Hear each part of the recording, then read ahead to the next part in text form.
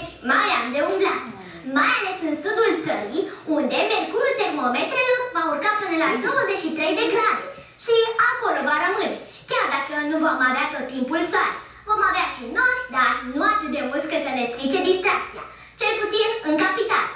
Mergem mai sus pe hartă, în Transilvania, unde am auzit teorii spusele meteorologilor că vremea se încălzește treptat, cu toate că nu va fi la fel de cald ca în sud. Dar totuși, pregătiți-vă rolele și bicicletele. Dar puneți frână! Dacă stau mai bine să mă gândesc, soarele va alterna cu ploi de scurtă durată. Deci, aveți grijă că atunci când plecați de acasă, să vă asigurați că aveți la voi măcar o umbreluță, chiar și atât de mică, așa ca să fiți pregătiți în caz de orice.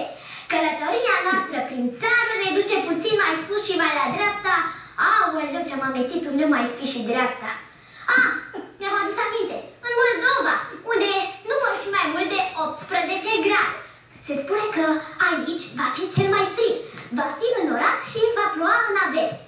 Ne mutăm în sud-vest, unde, din prima zi a săptămânii, vremea se încălzește de brusc. Dar norii nu dispar de tot, ci ne mai răcoresc cu vreo 2-3 grade, dar pentru scurt timp. Și dacă mă uit mai bine, avem cam mulți norișori pe cer. Eu zic să declarăm săptămâna umbrelelor. Aici se încheie călătoria noastră prin țară și, în același timp, buletinul meteo prezentat de mine